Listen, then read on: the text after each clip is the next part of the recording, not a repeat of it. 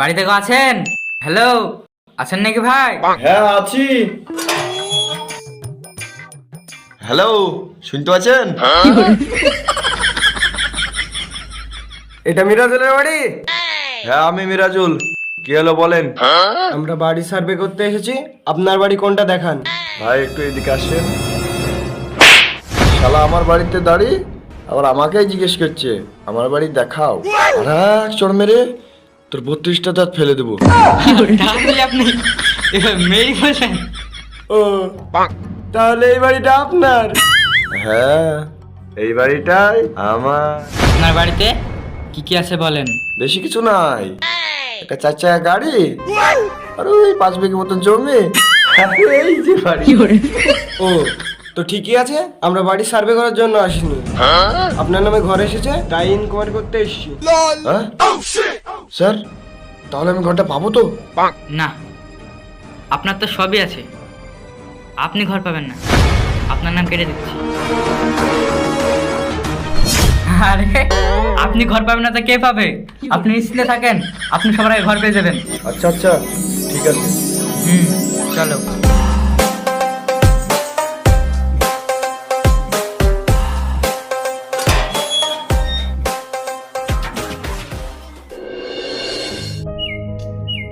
এবার কিন্তু যার বাড়িতে যাব সে কিন্তু খুব গরিব।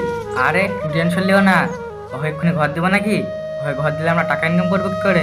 সে তো ঠিকই, এই জন্যই তো বলেছি যার যত বেশি আছে তাকে তত বেশি দাও, আর যার নেই তার সাথে যত পারো কেড়ে নাও। বাড়িতে কেউ আছেন নাকি? এ তো সত্যি সত্যি গরিব, এ মনে হয় ঘরটা পেয়ে যাবে। চাকরি হোক, খাতাটা কিন্তু আমরা কাটতে হবে, ঘরটা দেওয়া যাবে না। কে বাপ তোমরা? আমরা সরকার থেকে ঘর ইনকোয়ারি করতে এসেছি। এমন করে কত লোকে তো ঘর ইনকুমারি করে গেল, ঘর তো আমি পেলাম না। এই শেষ বয়সে ঘরটা পাবো তো বাবা? হ্যাঁ হ্যাঁ পাবেন চাচা। চাচা আপনার ছেলে পেলে নাই?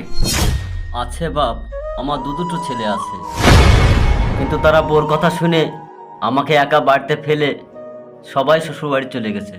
বাপের কথা একবারও ভাবলো না। আচ্ছা আচ্ছা ঠিক আছে চাচা। আকাশ, আমরা ঘর কাটতে এসেছি, ওর দুঃখ শোনার জন্য আসিনি। আর নিজের ছেলে তার বাপের কথা ভাবছে না, দেখছে না, তাহলে আবার ওর কথা শুনে আমাদের লাভ কি? তাই তো চাচা, আপনার ঘর পেতে তো অনেক টাইম লাগবে। একটু চেষ্টা করে দেখো না বাপ, যদি এই শেষ বয়সে মাথার উপর ছাদটা পায় তাহলে একটু ভালো হতো।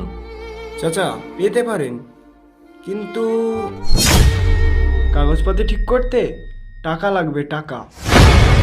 কত টাকা লাগবে বাপ? ওই 1000 টাকা মতন। হ্যাঁ, 1000 টাকা?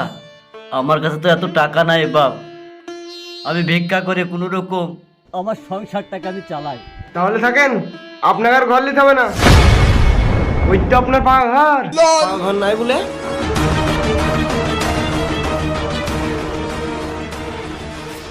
এই আকাশ, তাড়াতাড়ি নামটা কাট, এই তো আপনার পাকা বাড়ি।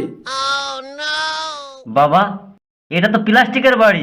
এটা প্লাস্টিকের বাড়ি আমরা জানি, কিন্তু উপর মহল জানে না। এই সামিরুল চলো। দাঁড়ান বাপ দাঁড়ান, আমার ঘরে কত টাকা আছে আমি দেখছি।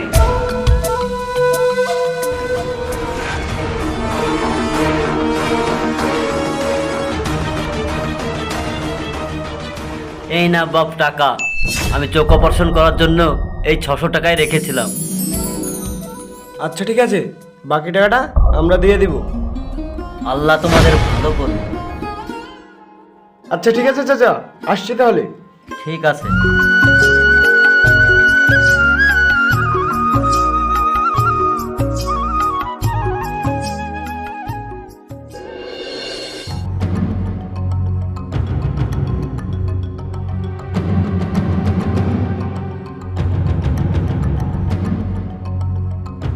কি হলো রে, এত দৌড়ছি কেনে? আব্বা, ইনকোয়ারির লোক আসছে। কি ওরা চলে এসছে?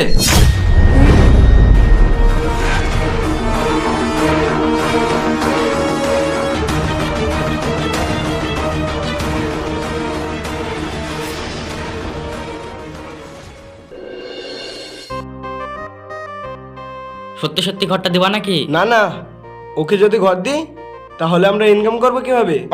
এখনো আর ঘর দেখিয়ে আমরা 10 বছর ইনকাম করে খাবো। সে তো ঠিকই, দেখি আর কার কার ঘরে নাম কাটতে পারি।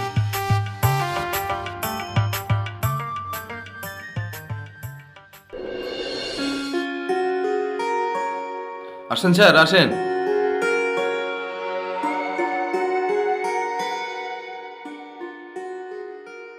এটা কি নাজিম শেখের বাড়ি? হ্যাঁ, এটা নাজিম শেখের বাড়ি, আর আমি নাজিম। ও আচ্ছা আচ্ছা, তাহলে আপনার পাকা বাড়ি নেই? না স্যার, পাকা বাড়ি নাই, পাকা কলা আছে। খাবেন? খাবেন? খান খান। না না, ঠিক আছে, কিন্তু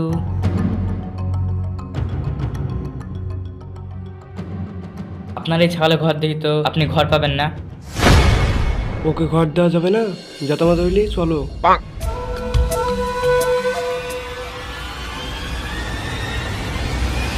তখন থেকে কি ছাগলের ঘর দেখছেন? ঘরটা আমাকে দেন, 20,000 টাকা দেবো। আচ্ছা ঠিক আছে, আপনি ঘর পেয়ে যাবেন। শামিরুল, চলো।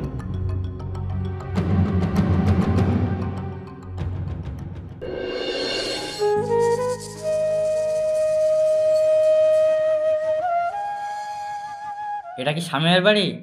হ্যাঁ, এটা আমারই বাড়ি। শ্বশুরের টাকা লিখে দিছি।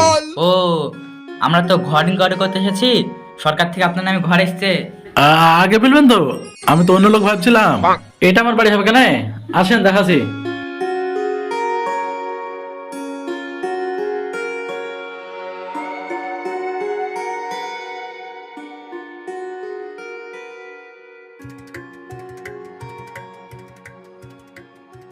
এই দেখেন, এটা আমার বাড়ি। আপনার পোশাক আশাক দেখি তো মনে হচ্ছে না এটা আপনার বাড়ি। স্যার দেখেন, 500 টাকা লোড পড়ি।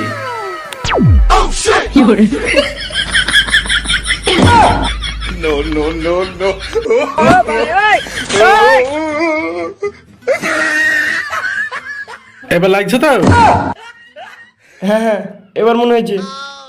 এই শালা তো দেখছে আমাদের থেকে বেশি চালাক। ঠিক আছে, আপনি ঘর পেয়ে যাবেন। শালা আমার সাথে চালাকি? Oh,